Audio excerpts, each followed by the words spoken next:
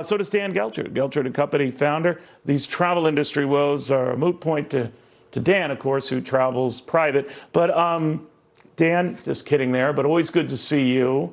If you look at it from an economic perspective, these crowded lines at all the major airports, say what you will, that's an encouraging sign for the economy, don't you think? It really is, Neil, because what it shows is that people are not so afraid that they're just going to stay home and not live their lives. Now, of course, there are people who are being cautious, and that's fine. But the fact that people want to get out and proceed in their life as normal, excellent sign, especially on today, Neil. Festivus, my favorite holiday. I'm hoping you're going to be celebrating it as well. So, what do you think about how things are coming together? We're told, and we won't have final numbers from the retail industry until just after Christmas, but the telecheck and other services are indicating dramatic growth, certainly over last year. That doesn't shock me, but it could be among the best Christmas buying seasons like ever. What do you think of that? Well, that's also a great sign, Neil. But let's look at it this way. People did have money to spend. We saw that there were going to be issues related to the supply chain, and of course, those are there. But the fact that people had money to spend, I'm sure a lot of the sales that have been going on in this holiday season have related to online spending. And again, that's a good thing. I am encouraged by what we're seeing. If we can just get over the hump of these COVID variants, I really think we can get back to normal quickly. We're wrapping up another week to go. Markets will be closed tomorrow. Of double-digit advances so far year to date. The Dow up about 17%, the S&P 500 25%, Nasdaq 21%, kind of mirroring what it did the year before and the year before that.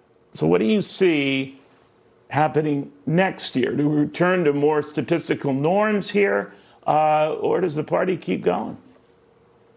You know, Neil, what the last 3 years have really showed us is that those investors that were willing to stay the course really were rewarded. Now, the market certainly has been volatile, and that, of course, is based a lot upon what's happening with COVID. And then, of course, the policies, the reactionary policies that are put in place related to that. So given the fact that we've done this well to this point, and the market is frothy, there's no doubt about it, and we are talking about the potential for interest rates going up. But even with all of that, I anticipate next year we're going to have the same overall consistency in the market's performance. So again, stay the course. And what else are your options, Neil?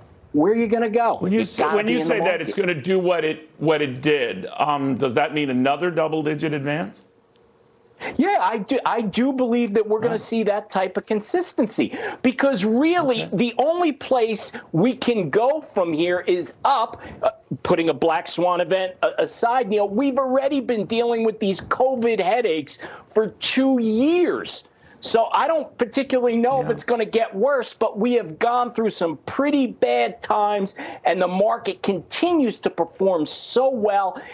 Again, we have a lot of nervous people out there that will pull out in points of time.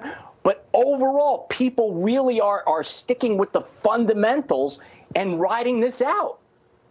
Yeah, they are. Real quickly, because I did want to get your thoughts on Elon Musk indicating that he's just about wrapped up his selling. I think it's about $15 billion worth of Tesla stock. The irony of course, being exercising his options here is he now ends the year with more stock than he began the year. He still made a lot of money on this, paid a lot of taxes, still worth about $261 billion. No one comes close. How do you think Tesla's fortunes, his fortunes, look for the new year? Well, you know what it shows me, Neil, that similar to how the market reacted to Apple related to Steve Jobs, that they consider them kind of one and the same. And we know what's happened with Apple. Look at what Tim Cook has done. But people are equating Tesla personally to Elon Musk. And whatever he does, the market's going to react accordingly to the stock. So the question becomes, can people separate those two? Now, he's really an odd character, a genius, and certainly very successful. But I do believe, as you said, with him holding basically the same stock position, that Tesla will continue on its path. All right, we shall see, my friend. Dan, thank you very, very much. Good chatting with you on all of this. Dan Geltrude following these developments.